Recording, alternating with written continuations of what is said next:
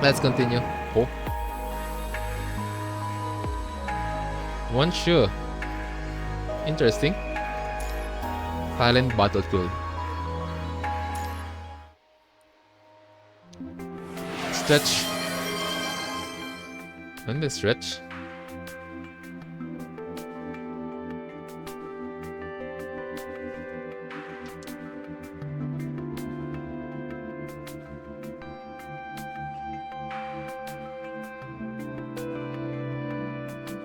I'm back. Just finished stretching. Weird, right? Why did you put such a strange testing can in your maintenance capsule? You ate it? Not even Camo could have choked that down. I could have smelled it a mile away, though your recovery room had been raided by mustard gas.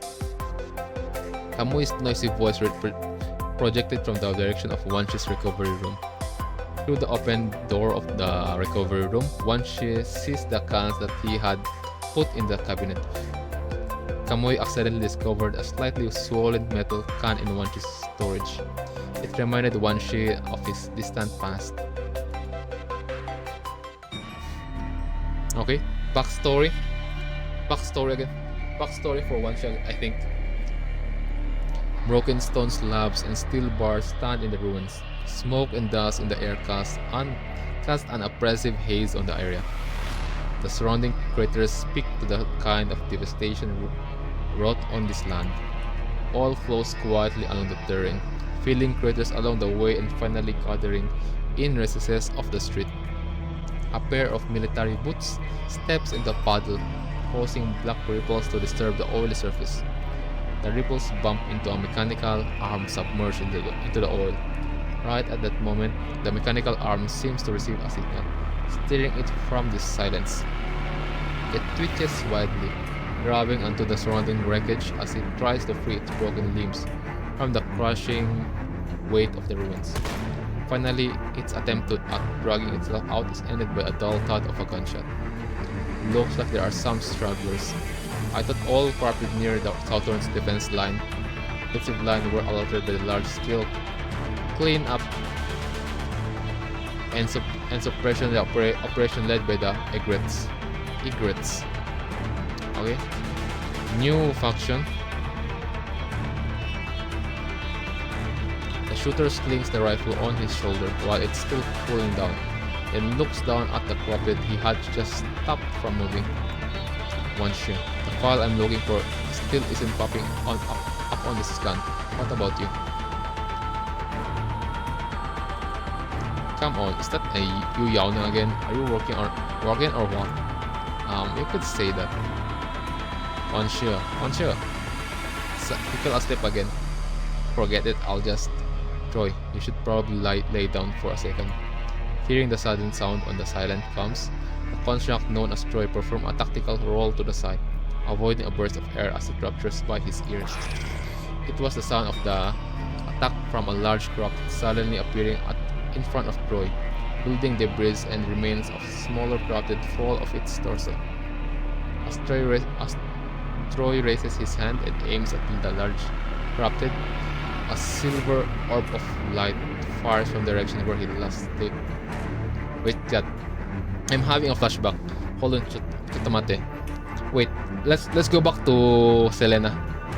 If she managed to survive that hetero creature, does that mean is she already ascendant? Or not? Or is she already have the power comparable to ascendant, transcendent?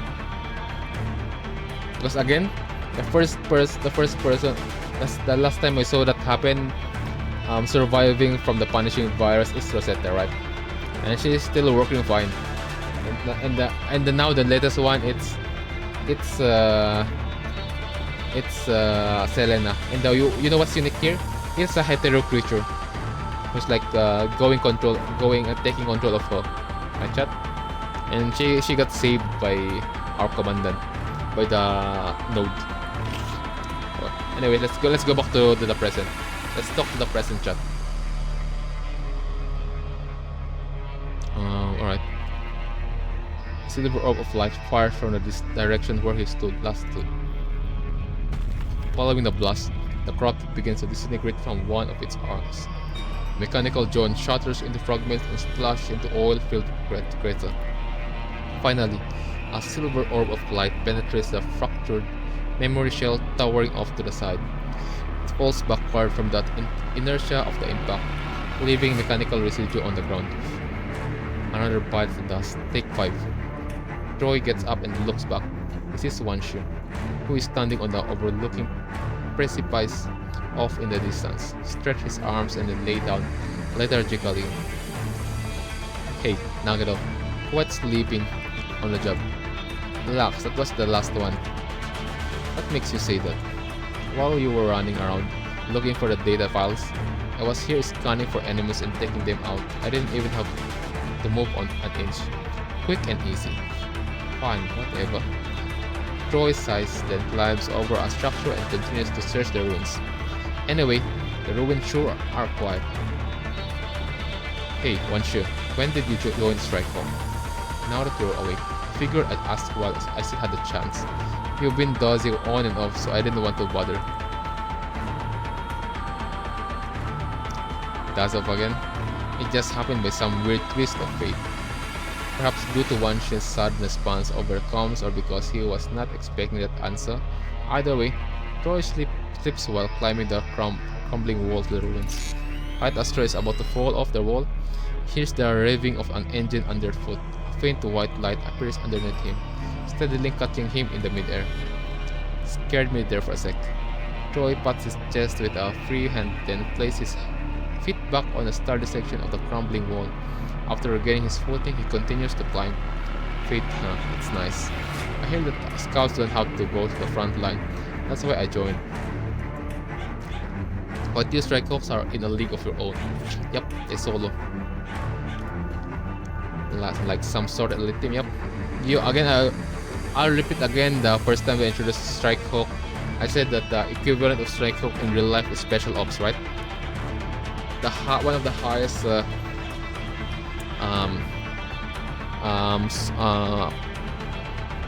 highest and hidden jobs in military. Works or squad or team. Of course, what scout hasn't heard of Strikehawk? But don't elite teams usually have a human called commandant? That's just an ordinary elite team. Don't you know who your captain is? Grom is a perfect construct equipped with a specialized inward device who is responsible for serving as a team commandant. Oh, and the other Strikehawk are equally 1 in a million. Any mission with Strikehawk is virtually guaranteed to be a success.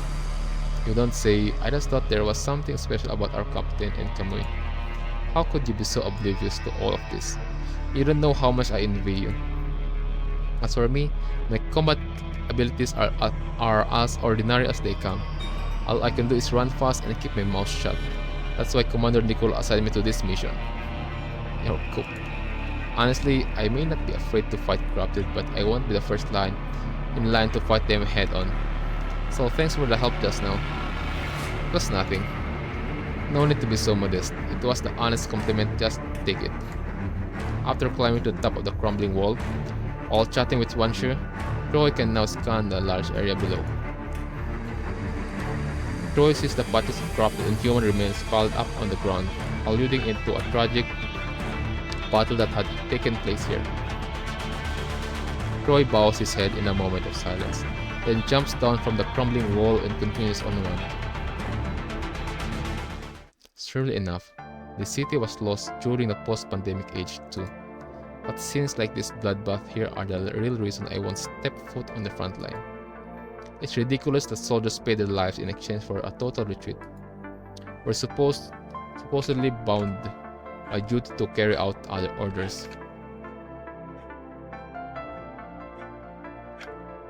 But every time I see these scenes, I still can't help ask this question from the bottom of my heart. However, the answers to this question are even more troubling. Troy smiles somberly and taps the position of his temple, causing a fluorescent panel to pop up in front of his eyes. It's not here either. Wanshu, when will this endless war end? We never know. No, I don't know. What a pity. If one person dies on the battlefield, they're a hero. 10 people, they're martyrs. 1 million people, they're just a statistic. We already sacrificed so many people. Is it true that our mission will only truly be completed once we achieve victory and humanity has taken back Earth? Oh, yeah, we got this question also way back. As our question is our is this only our mission, something like that. Once we achieve victory and humanity taken back Earth, what's the use of us? I don't know, but I had a dream about us winning the war recently. As a spark spreads from a faint orb of light, igniting all around the world. Finally, the spark ignites the entire Earth, but gradually fades after burning. Even if we win a temporary victory against the corrupted, the punishing virus won't be eradicated so easily. It was just a dream though. It's just not a dream. The punishing virus has caught us off guard more than once. Just as human beings have spent millions of years building their own civilization on the surface of Earth. The punishing virus is also adapting and corrupting the land in its own way.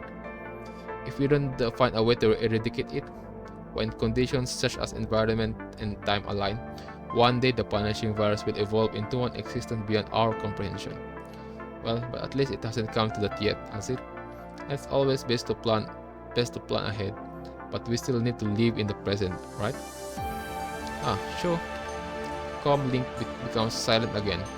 Thought fills the MNDs of Troy and Wanshi. They continue to perform their respective tasks in radio silence.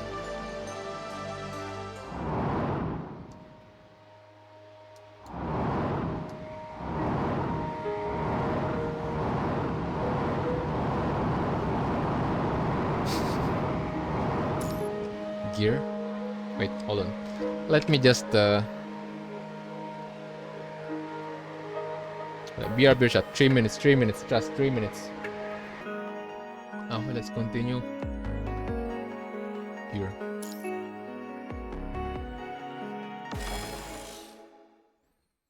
It looks like the battle here was especially brutal. Even the foundation is deformed. After informing that there are no signs of life up ahead, Gray puts down his scope and walks out of the corner of the ruins. Wanshu, everything checks out on my side. I'm going to head down the tilted foundation and investigate. Alright, I positioned myself in a vantage point nearby. That was fast. That just meant I can kick up my feet sooner. Troy checks Wanshu's coordinates in his panel and look up to see a sniper rifle nestled within a hole in the wall above. Wanshu leans up against the wall and yawns. I've even set up your weapon. Now I can count on you.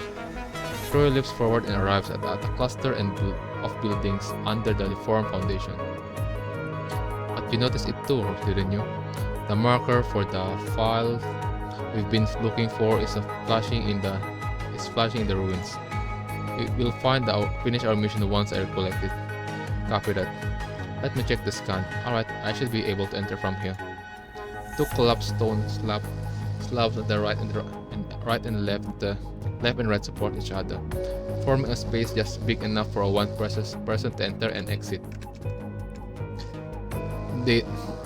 Troy kneels down under the stone slabs and steps on the dark ruins in front of him. However, just as Troy wants to move on, he comes into contact with something hard. My phone isn't showing anything on the display. Oh shit. What a worst case scenario to happen on a solo mission. Scusa, outsiders are not permitted to enter. New character? Who's there? Troy, get out of there. A strong shock interrupts Troy's conversation with Wanshu. The building ruins that Troy entered suddenly shake violently. Rubble and steel bars collapse for the second time. Troy and debris fly out of the collapsed ruins and hit the opposite building, stirring up a cloud of smoke and dust. A dark figure exits the collapsed ruins. The mechanical grinding of machine parts can be heard coming from his torso. Wanshu's vision module can only detect an implicit machine, and the head tightly bandaged as if out of punishment or atonement. but Wan Shi and Troy's panel pick up nothing on the scan. The Babylonian equipment is useless in identifying the figure. No corrupted response. No construct response. Not even a human response. Interesting. Flashing light on their scanner indicate that the equipment is operating normally. Interesting. Even the scanner can detect if that's a corrupted, that's a construct, a human. It's not a machine. No, it did. Yeah, that's why again. Interesting. It didn't detect it. What the heck? The position where the figure stands is devoured by thick darkness. Even light cannot escape. The moonlight and remaining light within the ruins does not reflect any color. This is the first time I've seen someone this strange. Troy, one shit, I'm okay. The thing has what we need. A dark figure inserts a chip into its chest, causing the mission icon to flash on their display panels. Seems like we have our eyes on the same file. Unfortunately, I cannot let you have it. I went through the tremendous effort to unlock Gestalt encrypted lock. It's related to the AI. Who are you? Just an insignificant gear. My job is to ensure that all operations run smoothly. The dark figure replies and walks toward Troy, who fell in the ruins. The gravel at its feet vibrates with each step like a pounding drum. Step away from him. One shake quickly rappels down as he empties his clip. Silver lights run down on the shadow, only to be deflected in the air by blue lights. Barrier? Is that a threat? It seems that you can simply die without pain. Oh, hold on. Outsiders must be purged. Oh yeah, time to fight. Just time to cook.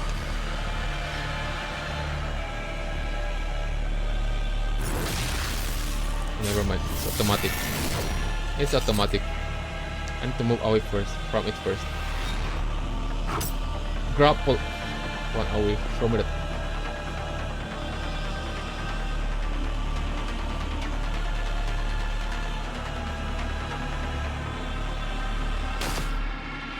What? Left control 2 to 1. Left control 1. Wee.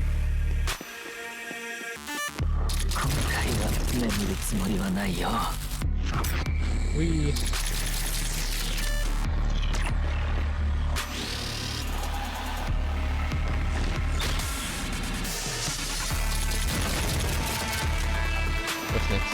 Oh, there you go. Wee. Next. When this is how sniper fight in distance. Oh, I'm getting bored. No, we're just playing with you. Where's the other one?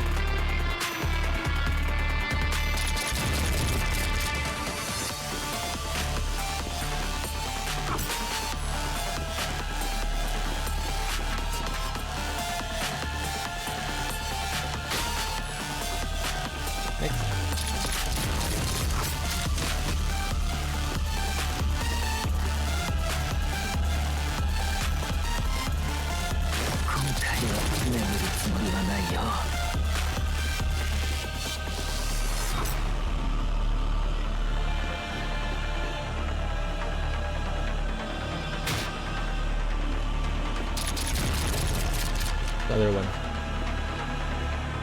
It's over. Verbal, I'm getting sleepy. You will sleep, but it looks like you're the one to fall asleep. So fall asleep first. Looks like 5, 4. It's a trap. One shoe is again a scout. If you already know that the scout play messing with you in a distance, he's planning something because scouts fight in a uncanny way. Oh, he prioritizes your joints. Just some trivial work. Good night, big fella. Oh yeah, some bang. Bro got cooked.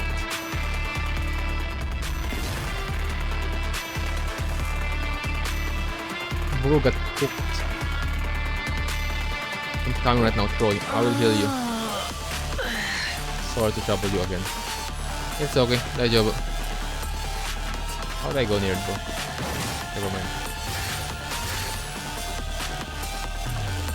Bro's alive. Wait. I said so.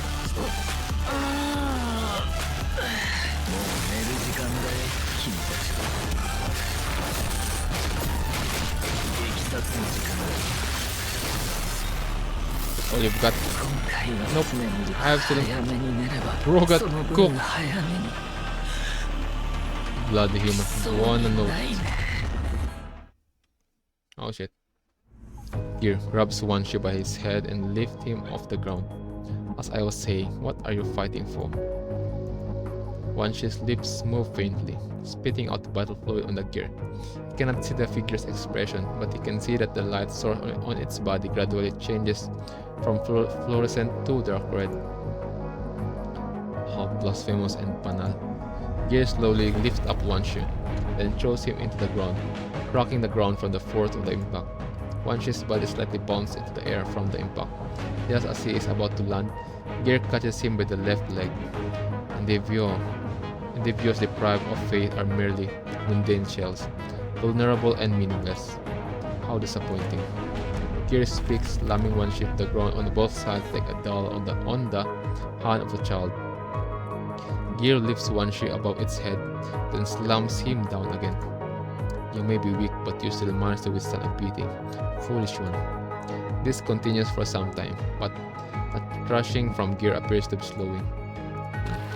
Gear looks down at Wanshi's clenched within its right hand and discovers that it is covered in a layer of frost. Due to the numbing cold of the frost, it had no idea that a layer of ice had formed. Although it is not thick, the ice affects its ability to control its limbs. Wanshi lifts his right leg and delivers a powerful kick to Gear's forearm.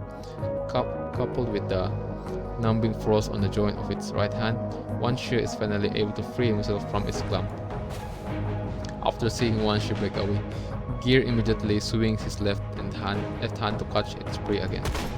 Falling to the ground, Wanshi shoots a silver orb of light at Gear's head.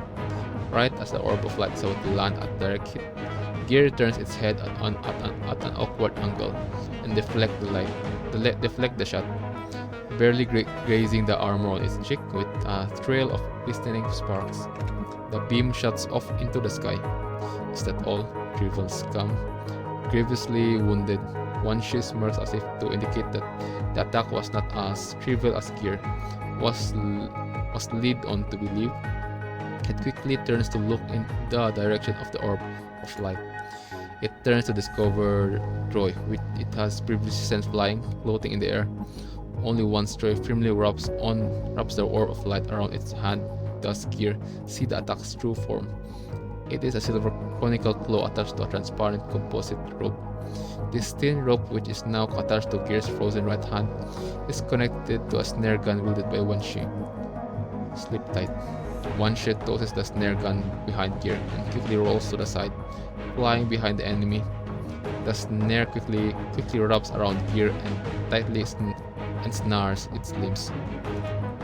Once the snare gun completely secures Gear, it transforms into a square sheet and adheres tightly to the back of Gear, preventing it from freeing itself.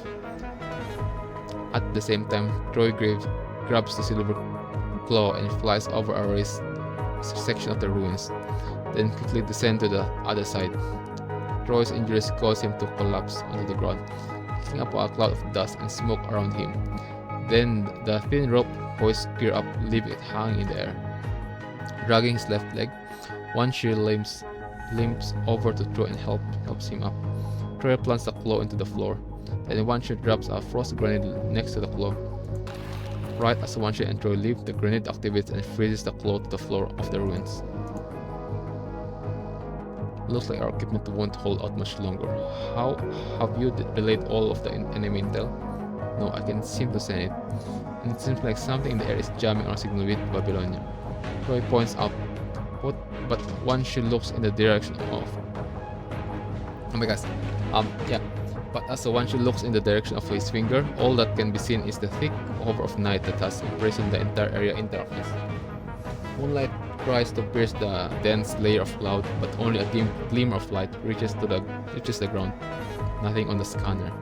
Maybe it's the same composition as the thing back there. Initiate emergency evac plan. See that fork up ahead? Let's split up there, then meet back at the evac point. Alright, got it. Sync up the time. 43. No problem. ETA from the evac point is 3 hours. Give it other a 5-minute window. Switch comes to stealth mode in 5 minutes to prevent us from being followed. After one, she gives the two of them first aid. They lean up against the corner of the building, separate their path. The air is so quiet that they can hear their breathing. Signal off.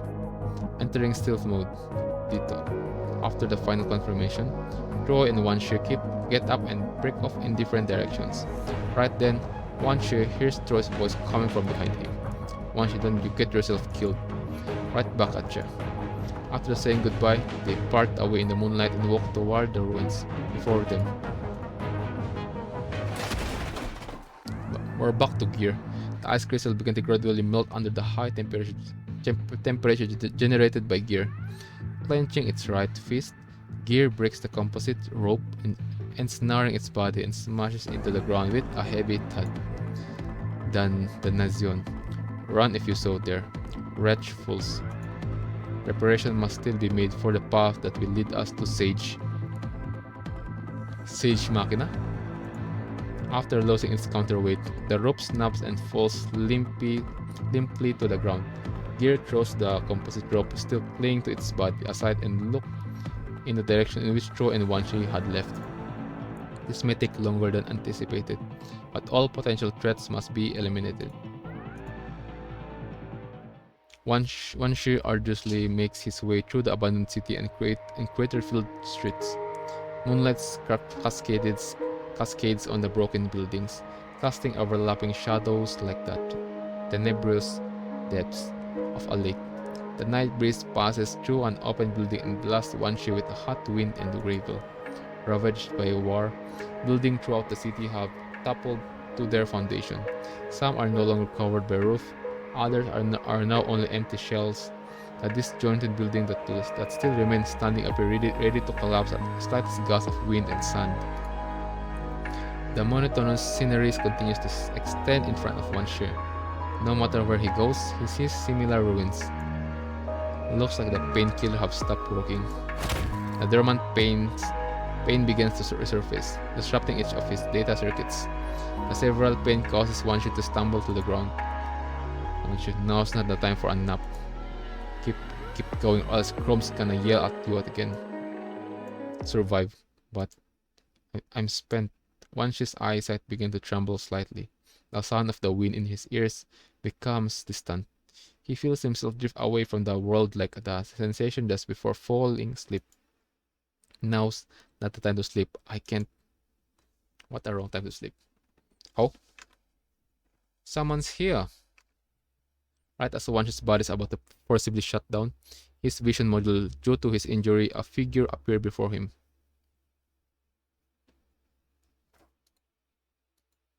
Who? A human? No. I must first. The stranger walks closer, but his voice becomes more distant. All Wan Shi can hear is endless darkness. Can feel.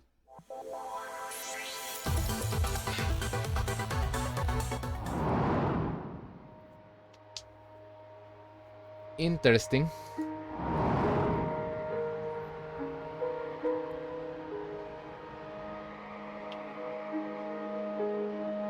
It was the requirement. I think that's the word. This is Wan Shi's backstory. Hold on, let me just check the main story chat. It's sort of like. Okay. Hidden. Okay, let's continue.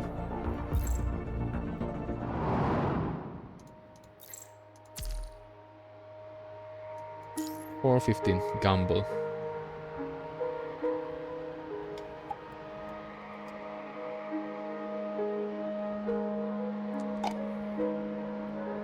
Langston, alright.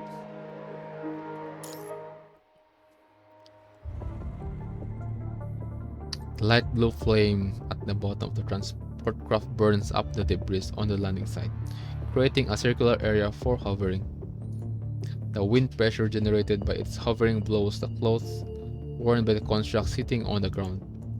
This is Mother Goose Tree. Sorry for the wait, Kamui. With his great sword strapped to his back, Kamui stands up and smiles at the transport craft as it lands. You're later than usual. Well, we encountered some interceptor drones upon entering the stratosphere. They didn't pose any threat, but they still delayed us in our way here from Babylonia. Huh? What are drones doing at that high of an altitude? No idea. They showed low signs of corruption. So we mistook them for allies at first. You don't say? Just as Kamui is about to board the transport craft, his smile fades into a more dignified expression. Hate to do this, but let's return to Babylonia before going to the next objective. But the pilot wants to continue asking him, but when he sees Kamui's expression, he realizes he was not making his demands lightly. Understood. Thank you. Upon saying this, Kamui boards the transport craft and connects to Strikehawk's encrypted channel. You've realized it took up, haven't you? I have. What kind of mission has one she been assigned? Why would he need to operate in stealth mode to avoid danger? I'm not authorized to access to the mission details. All I know is that Nicole dispatched members from each team on a top secret mission. Where are you now? I'm in Babylonia on my way to the bridge. Why the long face cap? Oh, sorry, I've been worried. Relax. No one knows how capable one she is. No one knows how capable one she is than you. He is able to overcome any difficulty that comes his way, and he's unnatural at whatever he puts his mind to. In other words, nothing stands in his way whenever he decides to get serious. Even if something really happens, we'll save him. I don't wanna be the only one left to put up with your crap. Yeah, that goes both ways. Sorry, I couldn't help but get a little nervous. This isn't the first time I've had to pull you guys out of all sorts of strange places. Right? So as I was saying, just relax. Regardless of what the higher-ups have to say, our duties as Strikehawk will stay the same. You're absolutely right. Chrome, the Strikehawk captain, reporting in. Chrome enters the bridge and gives the standard military salute to Hasen and Nicola standing in front of the holoscreen. Hasen turns and nods to Chrome. Nicola retains a dignified expression and stares at the screen in front of him. Chrome, what brings you here at a time like this? I'm here on behalf of my team. I know I have no right to involve myself with top secret missions, but as their captain, I must be responsible for their lives. I have a reason to believe they've encountered an unexpected threat. What are you trying to say? Chrome looks directly into Hasen's eye and speaks solemnly.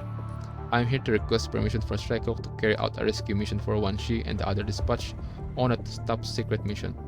Nonsense. What do you think is the meaning of a military order?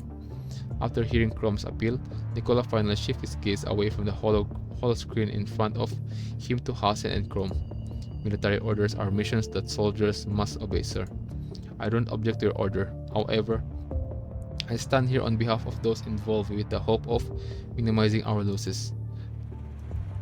Right as Nicola is about to reprimand Chrome, Hasen stops him. What makes you say that? Thank you for the opportunity, Mr. President. I was dispatched on a low-risk mission to patrol and survey the Arctic Ocean. Combined with the local climate, it would be more reasonable to assign it to Arctic fox, since they are better equipped for cold environments. This top-secret mission truly plays important tactical significance to Babylonia. However, the Spec Ops members appear to have encountered an issue that has resulted in a necessity for a stealth evac. I believe that because the Spec Ops members have encountered an issue that is beyond their capabilities, the failure of this operation is bound to hinder the process of recapturing Earth. Therefore, I highly advise dispatching additional personnel to conduct a rescue mission and complete the mission with a larger team. I believe you two are also looking for candidates to form a rescue team. Correct, except not to conduct a rescue mission. Rather, we need to ensure that Babylonia acquires the necessary intel. Understood. I'm sure there are also certain criteria for selecting the personnel. Most of the task force members have been dispatched to various places around the world to eradicate the corrupted. Kamui just so happened to have just completed his mission, and I am currently on standby in Babylonia. We can use the Chrome airdrop capsules to land on the surface at high speed whenever needed.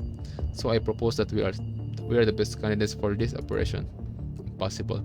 This is a conflict of interest, and your personal biases will only doom the mission to failure. We may be weapons, but we are once humans. Each Strikehawk possesses strong combat ability and synergy unmatched by other members. Whether in terms of execution ability or efficiency, Strikehawk is the best choice. I'm not saying this out of inflated self-confidence, but a combination of practical considerations. After Chrome finishes speaking, a long silence fills the bridge. Hasen nods to Nicola, then looks at Chrome and says, "You just mentioned the airdrop capsules. We're currently running trials on a new model that we've recently deployed. We can guarantee its safety though." New model, okay? Understood. Well, it seems like you have already made up your mind. But did you stop to consider why the Arctic Ocean Survey mission was assigned to you in the first place? Because there are few issues there that only I can solve. If that is the case, then I will immediately resume the survey mission and rendezvous with Arctic Fox once I complete this mission.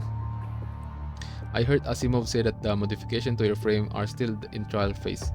Continuous high-intensity operation put a lot of strain on it. The impact is minimal based on past experiences. Not to mention, this will give me an opportunity to put it to the test and see what requires further optimization. You can just talk to of big game. Young people always overpromise and underdeliver. Instead, there is nothing but a dismal end. Nicola looks at Chrome and is met with a firm gaze. I'm betting Langston Smith's name on it. Good. That's his previous name, right? If I use that name again, it means serious business. Well then. Looks like you haven't forgotten who you are. Looks like we can possibly turn you down now. The coordinates have been sent to your terminal. Don't let us down. Are you okay? Alright, let's go. Awakening.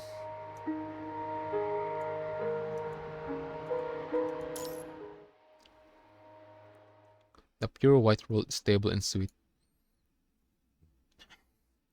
The world is no longer pale as once she regains consciousness. He realizes he is inside a building. Bro got kidnapped.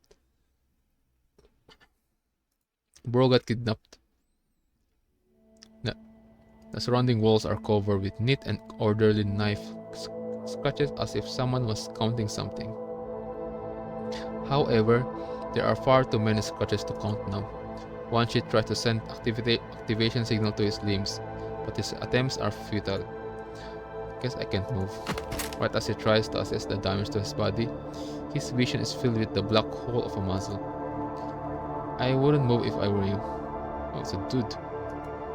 Seeing as he didn't kill me while I was out, I'd wager he isn't part of the same organization as that gear thing maybe. While Wanshi is thinking about what to say, the old man takes the initiative. Hey, what the hell are you? Construct. Huh? You look like a human, but there ain't a single human thing about you. You're obviously a machine, but you ain't acting like those crazy fuckers wandering around outside. Who are you and what you... Okay, a citizen from the Golden Age. Choose your word carefully. Depending on your answer, you'll either be greeted with a bullet from my gun or a good morning kiss. I'm just a construct that came here by mistake. You don't know construct? Oh, interesting. Huh, what the hell is construct? And with that, the old man aims his rifle at Wanshi's forehead. Don't you know? It's a bit of hassle to explain. In short, it is a humanoid robot made of tantalum copolymer with the help of human consciousness module. Alright, enough. So they put a human brain in this tin can. I guess you could put it like that. And that's some blasphemy. Do humans really wanna run around Earth like that? Old man spits to the side and lowers his rifle from Wanshi's forehead. I ain't even seen any fellas like you before. Construct A, that's a mouthful. Arnold. I'll just call you by your name. Name's Arnold. What's your name? Wanshi. That ain't much better. Anyways, look like you've seen better days. This place has been abandoned for quite some time. I ain't seen anyone alive here in ages. How'd you end up here? I don't remember. I don't even know where this place is. All I know is that the mission I was carrying out failed, so I was on a road to the evac point. And then I just fell asleep. More like knocked out. Fell asleep in my... You were on a mission, eh? Looking at your gear and nameplates, guessing you're a soldier. Don't wanna tell me who you are? Not like it matters. I wouldn't be going around running by mouth telling my life story to folk I just met neither. Sorry. Don't mention it. Soldiers are all the same, I get it. Oh, you were a soldier? I just know a Dama war vet is all. Sound like you two were close. Live long enough, and you'll find yourself a few buddies. Same goes for you, right? You could say so. With wounds as bad as this, I can hear them yelling at me whenever I close my eyes. I ain't no grease monkey, but I can sure as hell say it's a miracle you made it this far. If me and my buddies hadn't kept working on you while you were knocked out, who knows when you'd woken up. Just like that, a small round robot appears at Wanshi's bedside. Arnold waves to the robot, and it jumps on his shoulder. It seems that this is what Arnold calls his body. We could only patch you up a bit. After all, I hadn't even seen this kind of tech before. Thanks, but why did you help me? Because of a promise I made with that dumb. Of course, I got my own reasons, but that's in the past. Anyway, you're safe for now. Arnold gestures with his hand and walks over to a corner. You hungry? I still got some canned herring. Again, bro is still a human, right? I think his hand is a machine. Yeah, it's his right hand. Yes, bro is still a human because he don't know. Arnold don't know about the construct, right, chat? That's why. Yeah, bro is still a human, and wait, I don't think he knew that constructs don't really need food. Constructs can eat, but in theory we don't have to. Ain't that convenient? Arnold takes out a knife from his waistband and skillfully opens some bulging cans. Suddenly, a strange pungent smell fills the confined space and somehow manages to reactivate Wanshi's down smell module. What's that? I think I'd have nightmares if I ate that. Kids these days, it tastes healthy and keeps you on your toes. And to think I want to share it with you, guess ain't easy to come by, you know? Now ain't like it was in the past. When I'd eat, I'd sit up and stable outside and ask my body to play my favorite bass tunes. I'd eat herring with crisp bread, potato, and butter, listen to tunes, and kick up my feet in the evening breeze. No people making a ruckus and none of this building blocking my view of the sky. Moonlight and stars shining all over me. Ain't not like that now. After opening the can with his knife, Arnold began munching on the fish as he reflects on scenes of his past. But thanks to those monsters, it ain't easy finding supplies and I can stay out too long. Oh wow, I can even imagine. Haha, that's normal. A lot of stuff you gotta see for yourself. Arnold smiles and puts the last piece of fish from the can in his mouth with his knife. Just then, Wanshi notices the sphere butt on Arnold's shoulder shutter slightly. Why there's always gotta be a problem when I'm eating? What is it? Ain't nothing. I gotta get out for a sec. Really? At a time like this? Yo betcha, how else would an old man like me still be around? Arnold grabs his rifle, climbs up the ladder on the wall, opens the closed hatch above his head, and leaves the room. Well, I guess I'll take this time too. Right as Arnold leaves, Wanshi closes his eyes and begins to run diagnostic on the extent of internal damage, as the damage from the battle on the side effect from the temporary blockage now completely block my internal connection circuits. What the drug? Looking around, a cloud of gray and yellow dust fills the underground space. The only light within the room comes from the beta lamp overhead. On one side of the room, parts are stacked on what appear to be mechanical workbench.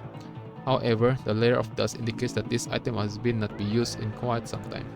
I wonder if Troy has reached the evac point safely. After thinking for a while, Wanshi shakes his head and closes his eyes. Well, looks like there's nothing I can do right now. I guess I'll just kick off my feet for a while. I'm back, Miss Mikido. Yawn. Oh, you're back. Arnold's loud voice awakes up Wanshi, half awake. Once she barely managed to open his eyes and look on Arnold's direction. Oh, today took a little longer than usual. After climbing down the ladder, Arnold threw his rifle to the side and collapsed on the shabby sofa on the corner. I don't know why, but there are more of those damn monsters wandering around outside than ever before.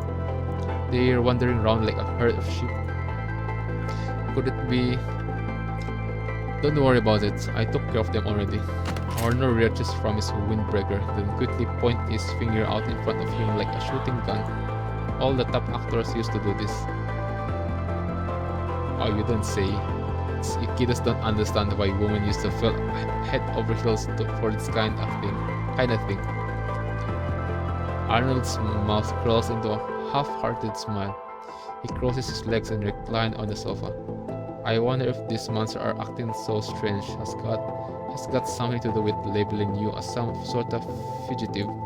Yeah, I think this place is going to be crawling with danger here soon. You live while you still can, Arnold. Who the hell do you think I am? Think I can just leave you here in your condition and save my own hide? But you don't have to do it for a stranger. I don't care even if we just met, I ain't gonna do it. Do you know what it's like living in a prosperous and bleak metropolis?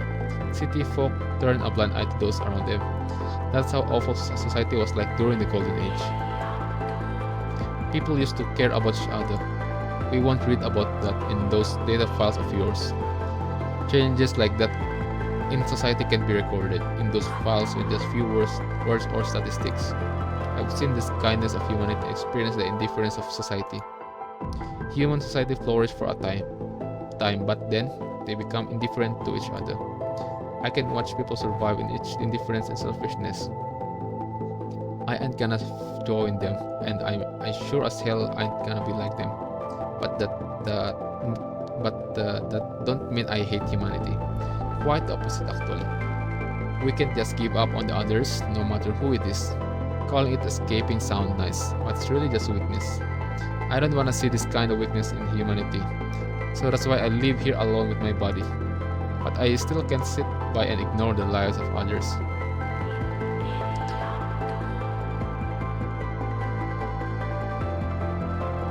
Alright, interesting, Arnold. See ya, it's the two of us who are gonna get out here alive. But I know you can't move in your condition. So how about this? I fix you up and we get the hell out of here, out of Dodge. Huh? Don't underestimate this old-timer. I used to be a doctor, and that's how I managed to modify this old body of mine and keep it up and running for so long. Arnold walks up to one shoe and lifts up his coat, revealing numerous surgical scars covering his body. I see. But it ain't easy operating alone. That's why I built my partner here to lend a hand. Arnold straightens out his cloth with one hand and pats the spear both on his shoulder with the other. Well then, tell me what I need to know to get up in there and fix these nuts and bolts of yours. I can just go in blind. I wanna show you my handwork. Arnold dusts off the workstation and wheels it over to Wanchi's bedside. Like you said, time is of the essence. Let's get this over and done with.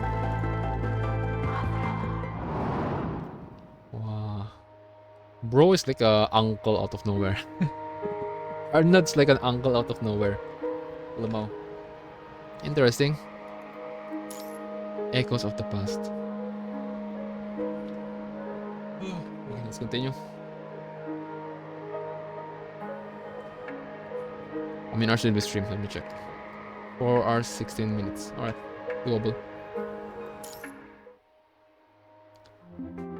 The mechanical arm on the workstation swings back and forth as the sphere both hands various tolls to Arnold. 3 centimeters to the left, cut the artificial skin, then open the upper mechanical cova. Is this it? Yep. This sure is some mighty fine craftsmanship. Well, it came at the cost of a lot of research and sacrifice. I see. I guess it ain't easy being a construct. I had no idea technology in the outside world had come to this far. Huh? You don't know what's going on in the outside world?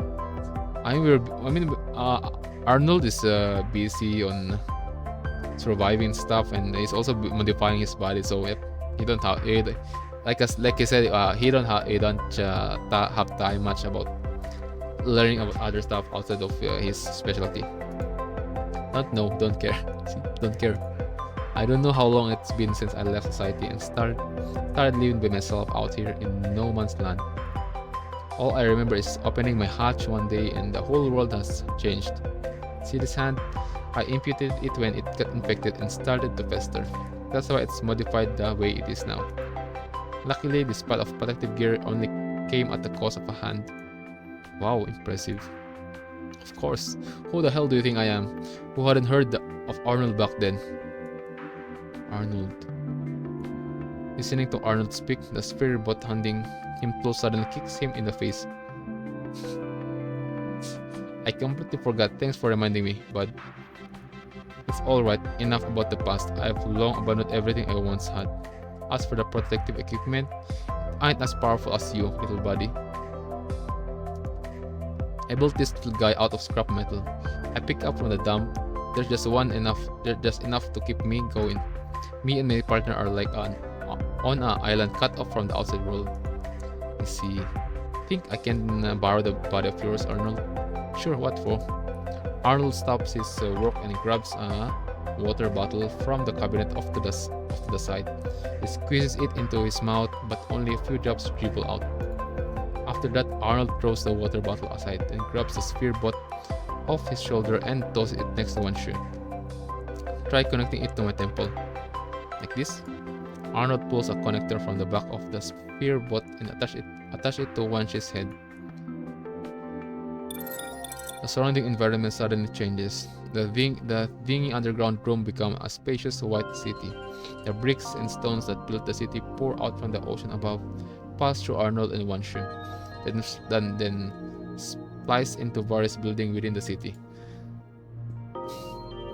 The architecture changes styles continuously. In an instant, the city goes from magnificent European halls, the motley urban ruins, into a blood-red dead zone. Light and shadow alternate rapidly in the city. Boundary between day and night begins to blur. The white city continuously alters its shape. Refracted sunlight shines from above, unveiling a blue ocean of data behind. Various buildings and images reflect in the ocean, waiting for the two divers to give instructions. Well, I think this will give you a glimpse of the outside world. What's this? Is this what the city looks like now? Is that the ocean up there? Well, that's the data stream up there. It just looks like the ocean is old. Arnold is stunned for a moment as he scans the changing scenery around him. Survey works is tedious, so I asked someone to modify the projection recording function. I can physically reproduce what I've seen from the data stream overhead. That sure is convenient. You can even see Arnold shake his head, aware of what he was about to ask. Forget it. I stopped caring about the past ages ago. Show me where people live now. The surrounding city folds in on itself, revealing Babylonia. Well, the old cities were mostly destroyed by the war, so everyone has basically lives in Babylonia. Babylonia, I thought it was only under development, not that it was already finished. Good thing you know about Babylonia, saves me from having to explain it. That's amazing. Humans have ascended to the heavens. The heavens? I guess you could say so.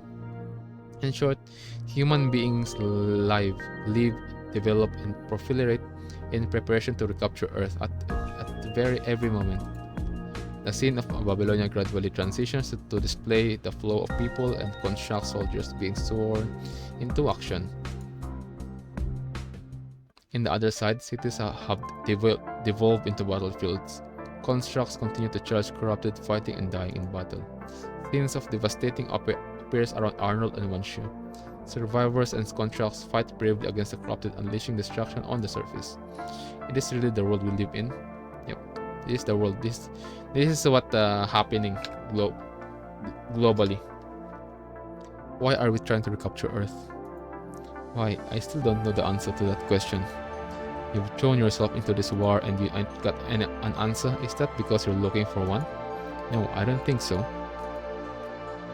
Without the help of the sphere bot, Arnold has to get the repair tools himself. As he looks for the tools, he says, "Then why recapture this sick planet?" Sick? You mean the punishing virus? No, the planet was sick long before that. The cities and societies of the past were all sick. Maybe the virus are and the monsters that are now spreading outside are the punishment for the diseased society of the Golden Age. I think Arnold is similar to the old man on the desert. They have a bit similarity. While mankind enjoys a prosperous life, it breeds source of disease known as corruption and degeneration. Does humanity really need to return to this planet? Maybe we should focus on tomorrow instead of the hopeless thing of the past.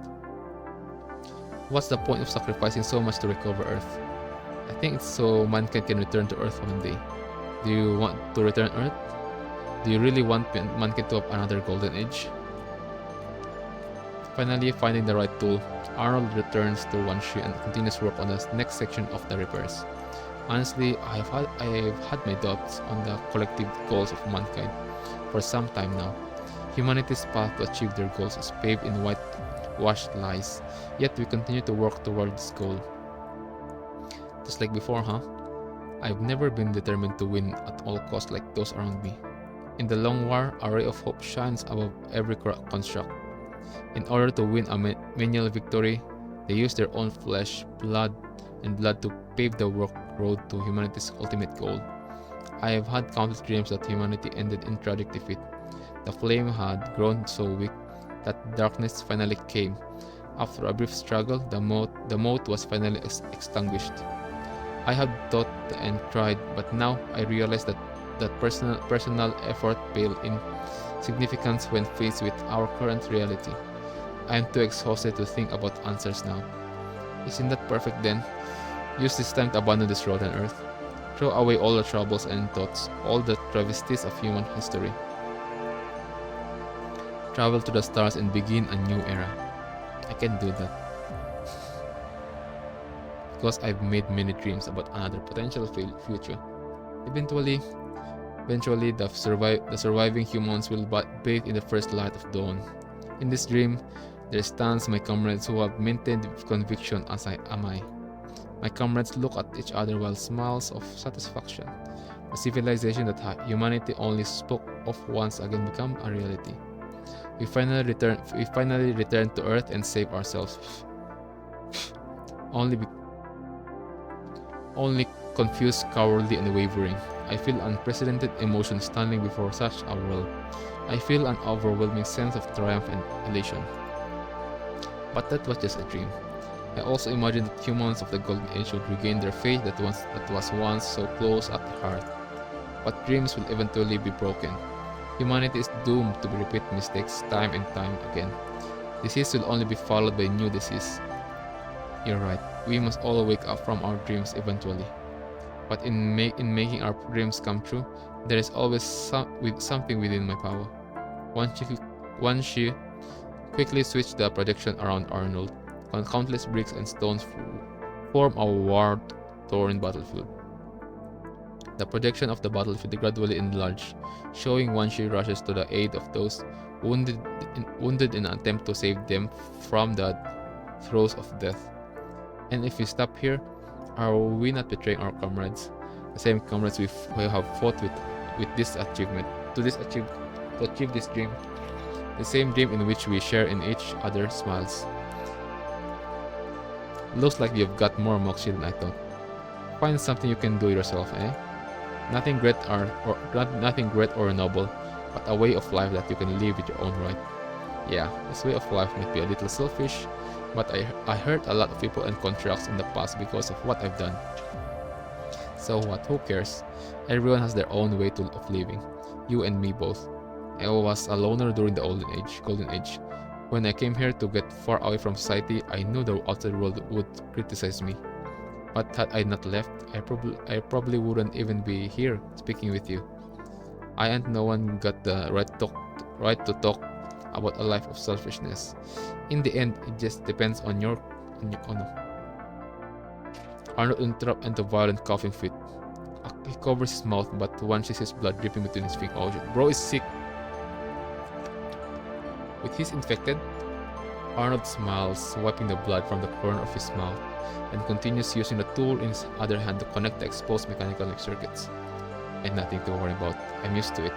It looks like one of my organs is on the fritz again. He is sick. Once you're finished fixing me up, why don't I return the favor and see what's wrong? You know what the hell you're doing? I've had some training in the first aid.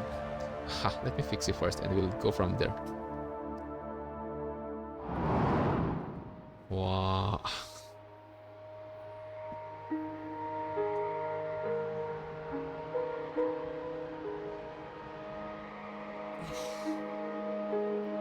Let's have chat. Hold on, chat. Let's have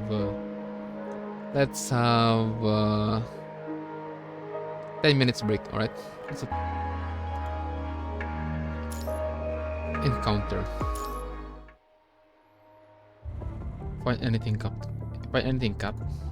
Negative. You. Sigh. Negative.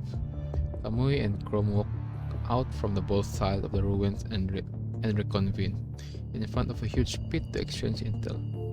In the center of this pit are two raindrop-shaped airdrop capsules.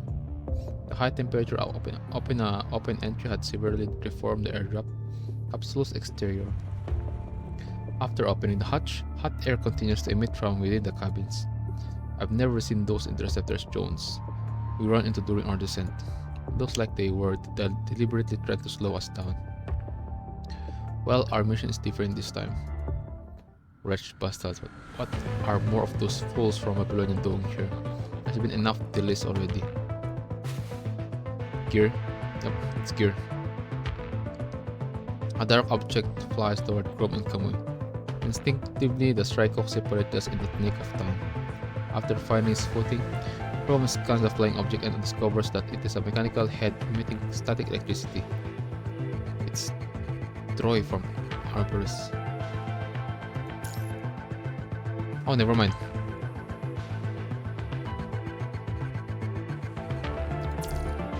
Hearing Chrome utter this, Kamui sprints forward to where the object is coming from. But as he is about to reach the target position, Kamui swings his great sword ferociously at the building in front of him, causing it to collapse. Yep. Impatient are we? No matter, this won't take long then. Behind you, Kamui. A sound previously heard appeared behind Kamui all of a sudden, and he is struck by a violent whirlwind. With the dull crunch of metal from the impact, Kamui is sent flying into the air. Right as Kamui is about to collide with the protruding steel bars in the distant ruins, a pale blue streak of lightning gallops across the ground.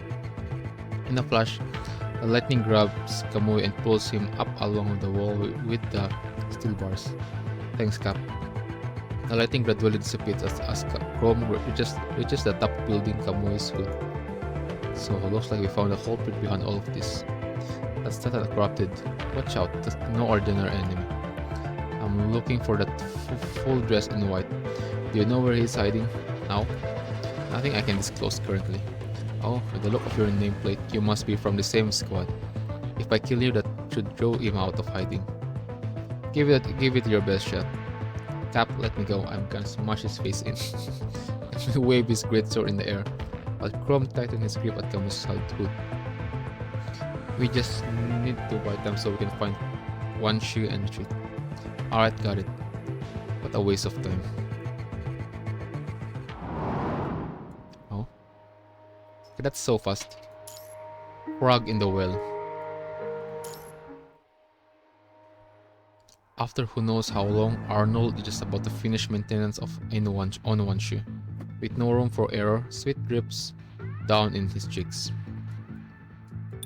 Right at this moment, the sphere bot jumps up and projects a hollow map of the city for both of them to see. The hollow map shows three blips running among the collapsed building. Bright sparks flash intermittently. Are those your comrades? Yep, guess those two idiots came looking for me. Because they're your comrades. Alright, just gotta patch up one more thing. Arnold placed the spearbot in Wanshi's hand. Not like you can refuse, can you? Let's finish patching you up. Arnold walks back a few steps and sits on the sofa. He takes a pill out from a pillbox under the sofa and swallows. Once you cannot tell what it is, but based on Arnold's look of disgust, it must be tough pill to swallow. The spearbot standing before Wanshi slowly opens up a series of connectors extend out from within and connect with Wanshi's external ports. Wanshi can feel the robot's energy pour into his body. With Arnold have fixed his external damages, he locks off operating power is restored with the help of the robot. It's been ages since I have had talk with another person, but this power is think of it as a gift for showing me the outside world. I don't like owing others something, nothing. I don't want that power going to waste. It's broken beyond repair anyway. Why not give it all to you? Not to mention, we will have a better chance of both of us getting out this mess. I see. Alright, now it's my turn. Let's see what organ is damaged. Wanshi stretches his hands and feet. With his limbs functioning normally, he gets up and approaches Arnold. However, Arnold reaches out his hands and gestures for him to stop. There's more important shit to do than look after me. You saw the hollow map? Your comrades are in the trouble. Let's go, show me what kind of world we live in now. I have been hiding for too long, but I feel like going out there today. So, alright. Again, guys, respect to Arnold. Bro is literally a walking green flag.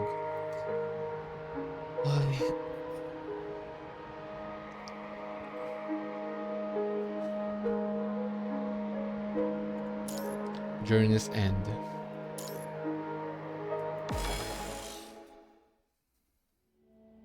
The moon once again hangs in the night sky. Wanshi helps Arnold open the pressure valve and return to the surface. Following the sound of a building collapsing in the distance, Arnold pats Wanshi on the shoulder. Hehe, get going. I'm gonna be right back, Arnold. Arnold merely nods in response. Wanshi checks his equipment, then sprints off into the distance. The clashing of metal on metal echoes throughout the empty city ruins. Blue, gold, and black figures were entangled in battle.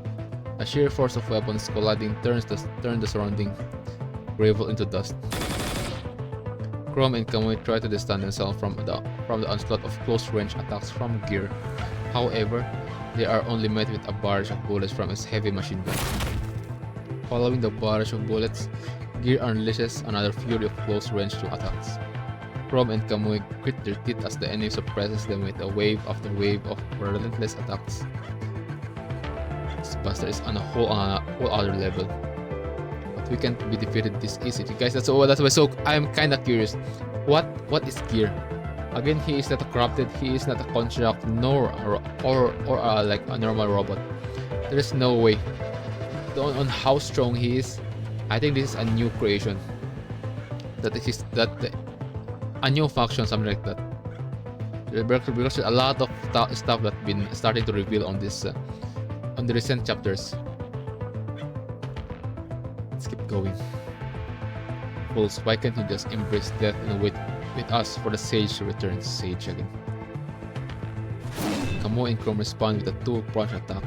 The great sword and sight slash in concert, only to be caught firmly within Gear's grasp. Babylonia couldn't have fallen this far, could they? Seizing the Gear's moment for arrogance, Kamui blocks its punch with his great sword and follows it with a spinning slash from below. However, Kamui's great sword is once again firmly blocked by Gear. Unable to respond in time, Gear throws a punch straight at Kamui's face. The force of the blow sent Kamui flying into the side of a building. Chrome waves his side to distance himself from Gear, then quickly retreats. But his retreat route is immediately blocked off by a burst of black energy. The image of Gear gradually disappears as a devastating strike hurls straight toward Chrome. Over here, oh shit. Before Chrome can react, Gear grabs him by the shoulder and pulls him into a forceful knee to abdomen. Forceful knee to abdomen. Oh shit. Vital fluid spills from Chrome's mouth, but right at that moment, a huge rock flies toward Gear. Extending its hand toward the approaching rock, it becomes a heavy machine gun that shreds the rock to pieces with a burst of gunfire. Shards of rock fall to the ground. However, Chrome disappears from in front of Gear. Looking into the distance, Gear sees Kamui holding Chrome on the side of a building. Are you okay? I can still move, don't worry about it, Cap. Chrome smiles bitterly and wipes trace amounts of vital fluids from corners of his mouth. My frame still needs to adjust to the adjustment. The thing can fight close range and at long range distances. Looks like we've got ourselves a dilemma. We're up against a tough enemy, but that doesn't change our objective. Yeah, you're right. We need to find that idiot we've been worried so much about and finish the mission together. Still holding on to unrealistic fantasies. Just playing time. Another round of strafing forces Chrome and Kamui behind a section of the ruins. A few seconds later, the ruin they are hiding behind are smashed to pieces. Gear's dark figure appears in front of Chrome and Kamui menacingly. Sound of rapid bursts accompanied by sparks follows a series of blows exchanged between the three of them. A whirlwind of blows from Gear continues to press Chrome and Kamui, gradually tearing at their artificial skin. It's over. Right as Gear blocks Chrome and Kamui's attempt at a counterattack, it declares a victory against its defenseless opponents. But upon finishing this sentence, a silver flash appears above them and intercepts Gear's next attack. One is here. Cap, look. Isn't it that person we've been worried sick?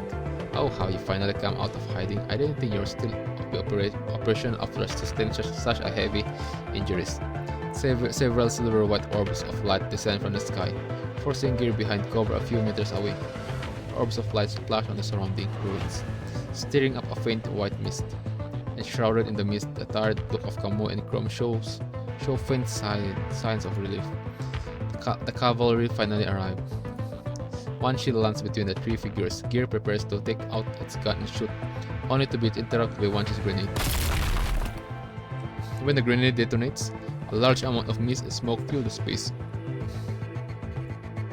When the mist disappears, the Strike-Up trio is already standing on a building far away. Getting here has been quite a pain in the... Anyway, I made it. Took you long enough. At least you're back. Vermin will always be vermin regardless of how many there are. Do you three really think that will change? Captain, this mission is rocking me over time. I'm going to need some time off when I get back. I'll consider it. What about me, Cap? Will you be staying put on the base? Fair enough. How dare you assume you're getting out of here alive? I mean, you're fighting a whole squad of special ops. You're about to face a whole squad with a good team synergy. Gear shouts angrily as it shoots a barrage of bullets at the Strike-Up trio. However, the bullets are deflected by One Shi before they hit. I don't care what you've done in the past, but now you appear before me and threaten those I care. That means I've got you in my sights. Looks like you'll need to start trying a little harder. Arnold leans against the ruins while the spearboat projects the distant battle. A white, blue, and gold figure quickly moves around the dark figure at the center. The dark figure, which has been suppressing the trio, was beginning to show signs of weakening.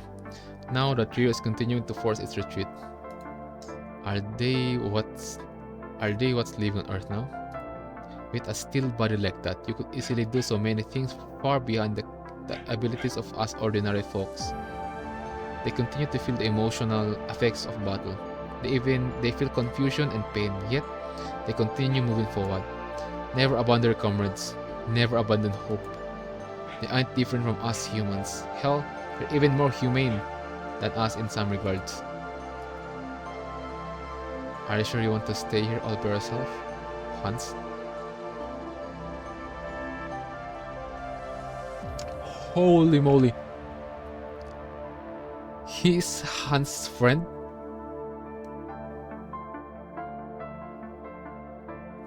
Oh my god. Bro is Hans' friend, comrade. If you come back, maybe the military can even provide you with shelter on my behalf. You know that ain't gonna happen, damn. Get out here, I don't wanna stay in your perfect image. Consider us even. I was a lone wolf during the golden age. I couldn't go back even if I wanted to. I've witnessed the glory and corruption of this era, and the scourge of society spread throughout the world. The brilliant and the wise elite rule at the top while everyone else struggles in the dregs of society. You and I both know the slums all too well. That's why I've chosen to live in the life of an outcast. Who'd have thought an outcast like me end up with this newfound sense of conviction. I hated the polarized and fragmented human society that corroded the will of humanity. I wanted to prove that era wrong. I tried my best to live isolated from the problem of the world around me. But now, living had just turned into me lingering on and forcing myself to survive. The era I wanted to prove has been washed away in the torrential current of time. Oh, hello Trophy. Welcome to the stream. Humanity's time to shine is over. Now's the time to begin anew. Constructs? Ha! I guess y'all are what humanity should be now. Earth, it really ain't worth at all this damn nostalgia. If we recapture Earth, then what? Rebuild the mistakes and madness of that past era? We're the souls unable to find solace in our inability to free ourselves from the shackles of gravity. But if we leave the decisions to these constructs, fellas, maybe we can end this vicious cycle and guide Earth down a new path. Your attacks are futile. Gear swings its fist to strike Kamui again, but fails to anticipate him, suddenly dodging the blow at the last second. Kamui sidesteps Gear, revealing a barrage of bullets from one shoe. Useless. Gear raises its other hand to reflect the bullets, only to find that its entire body has been rendered motionless. You forgot the Chrome. The faint blue projection of lightning dissipates. Chrome reaches out his hand for support against the wall and gasps for air. Oh, see? Bro forgot Chrome.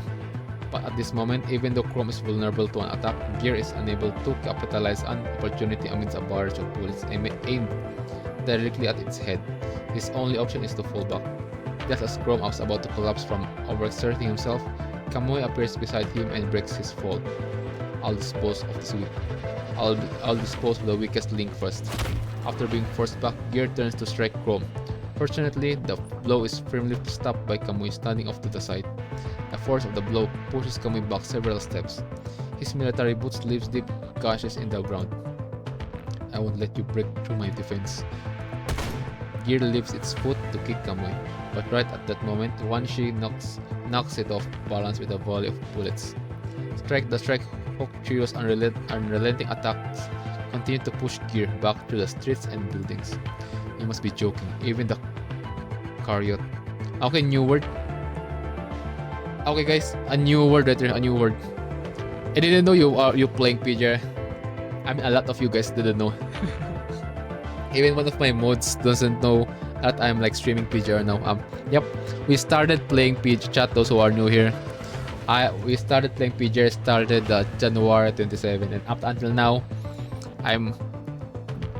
Kuro games cook very good, so I'm enjoying it. That's why look at me now. I'm continuing the story, extra story right now. This is special. Yep, Asia Pacific. Chariot. Interesting. New word again. New word. Chat. New word. Gear and chariot. Chariot. Let's see. Gear waves its arms and reflects a bullet. Right as it is about to shoot back, it feels a gust of wind above him. Take this. Kamui raises his great sword and slashes downward from high above as Gear retreats. The devastating slash strikes the ground, sending debris flying into the air. Gear shoulders the full blow of debris, then reaches out to grab Kamui through the cloud of dust. But as Gear traverses the dust, it is met with a scythe imbued with lightning. One cannot catch Saint Elmo's fire barehanded. Interesting.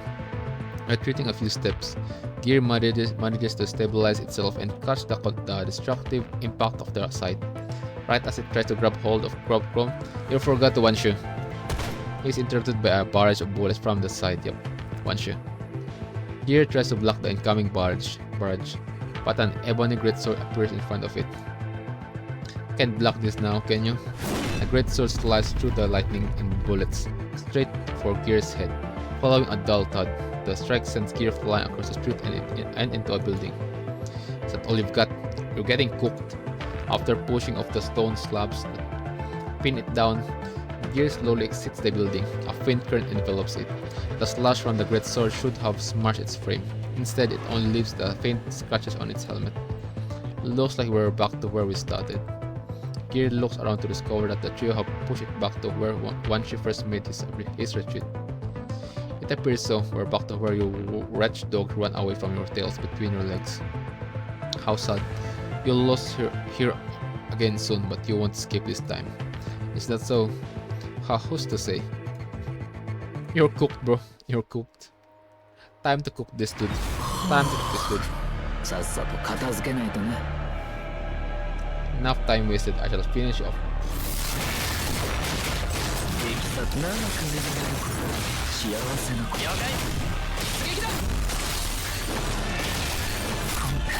Oh.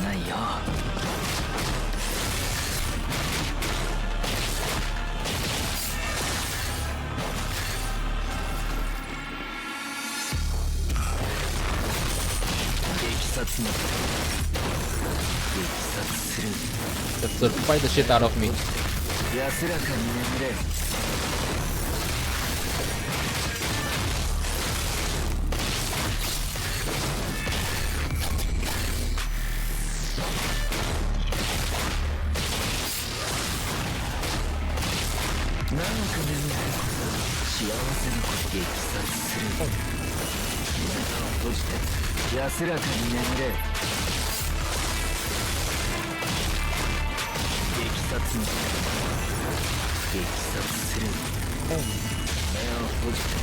So good. Let's try to use Chrome.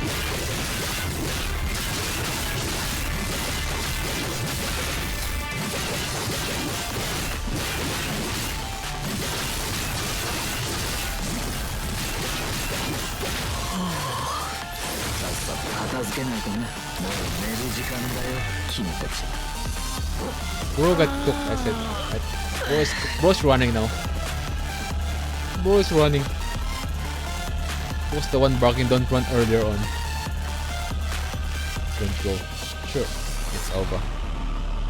Bro run away. Scaretta. Anyways, we're back. Wanshi stares at the enemy before him. Time seems to stop momentarily. The air is so quiet. All he can hear is here. Kuro Games here, not HEAR. Kuro typo. Is his own breath and the Gear's footsteps. Despite you know what's funny, guys? I'm acting like this despite me myself not good at English. Crazy. 2, 3. Wanshi counts quietly to himself, acquiring data, calculating direction, adjusting angle. Wanshi had heard everything Chrome and Kamui had encountered over Strikehawk's encrypted channel. He must avenge Troy, fulfill Arnold's wish, and fight for his comrades. And yeah, what happened to Troy? Bro got cooked.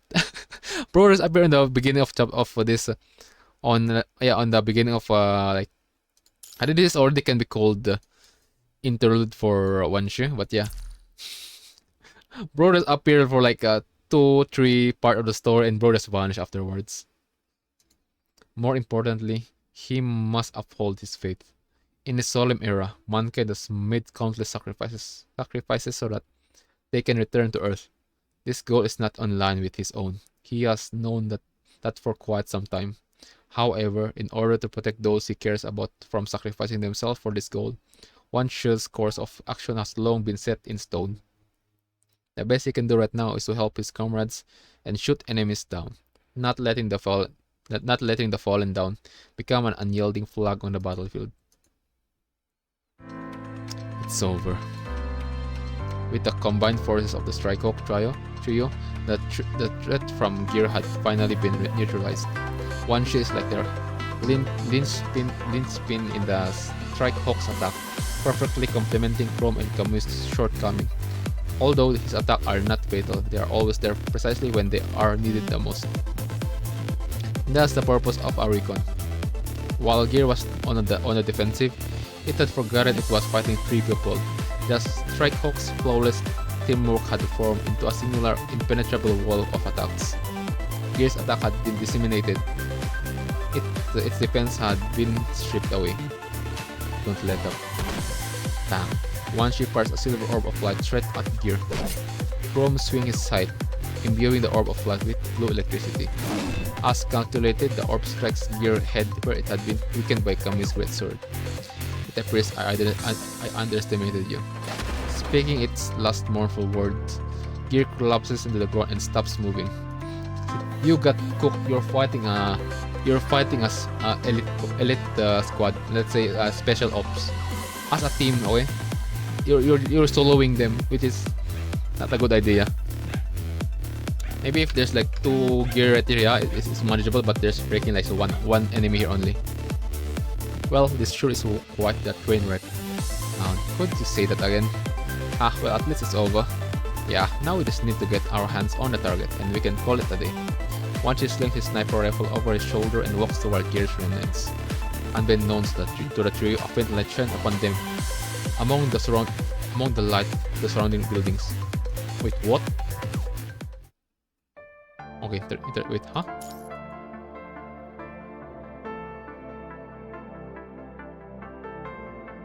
Okay, I thought there's like I thought Gear have like a companion coming like no, you will not gonna take Gear. You're not gonna take him with you. After obtaining the file, Wanshi returns to where he had left Arnold. But when Wanshi approaches, he discovers that Arnold is missing. Instead, all that remains is the sphere bot and a can of hearing. Wanshi touches the robot, causing Arnold's hologram to project in front of him. Goodbye, human of the new era. Maybe it's just me, but you are more human than anyone I had ever met in the city of the Golden Age. Because you have the passion they don't. You have a heart. Don't worry about me. I'm just a human from a bygone era. Those of us who still remain should be scattered in the wind or buried in the dirt along with the times. In the past, we were cold, weak, and fragile. We were a fraction of what you have become. You are far more real than anything we ever were. You can explore space or take back Earth for yourself. It doesn't matter. It's time for you to start an era that belongs to the constructs. Take the can I left you as a token from an all soul wandering adrift. After all, I gotta shake things up a bit, right? Like again, chat. I'm gonna repeat it again. Arnold is literally an uncle out of nowhere. A walking green flag right there. When Wanshi first met Arnold. Damn, bro. Salute for you again. Well then, see you around, kiddo. Just as Arnold's message finishes, the sphere bot in Wanshi's hand runs out of power and falls into eternal slumber. Hey, does this mean I still owe you? Wanshi places the robot next to the pressure valve, picks up the can of herring, then looks at the Chrome and Kamui as they approach from the distance. Hey Wanshi, let's head back. Coming. Damn. Okay. The BGM suddenly changed, what the heck? The Babylonian transport craft flies into the night sky with a trail of blue flame. The once war-torn city of the post-pandemic age finally returns to the tranquil silence. Once the transport craft disappears, 2 figures appear from within the city ruins. 2 figures. They defeated Chariot. No matter, the file we need has been backed up and sent to the organization. See chat, I said there's another faction here. There's a new organization. Its members shall remember the mission right before it went offline. That sure is calls of you to say my comrade died right before your eyes. Leaving rusty gears will only affect the organization's operation. A timely death is the best course of action. Again, why I'm curious that even the scanner didn't detect it's a construct, a corrupted, or ascendant, something like that. No, it means there's there's organization seems a bit either more advanced than Babylonia, or same tech as Babylonia, but they use it in a different way. But again, if Babylonia scanning device can detect it, means they are a lot more advanced than this. Interesting. And the BGM.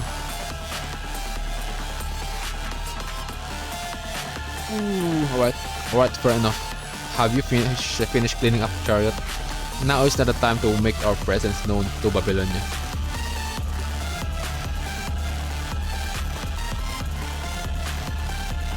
Are they related to the one? Guys, hold on, chat. Because when we started chapter 1 on the extra story 01, there's two person talking, and they're talking about a specific person. They're waiting for that person to put all the chess piece on board. And when they're talking, they're saying that yeah, we are just an spectator until that person put the chess piece on board, put all the stuff, so that we will maybe go in action, something like that. So that's why again, like crazy, that's why it's so crazy. Interesting. Of course, alas, erasing knowledge of chariot from a powerful enemy such as Strike Hawk took considerable effort. When I get back, upgrade my data circuit to the latest model as a reward. I'll pass the word along. Let's get along. For Sage, there are still a lot of preparation for the ceremony before it returns. Alright. Hey, slow down. Wait for me. Dare ka. Dare.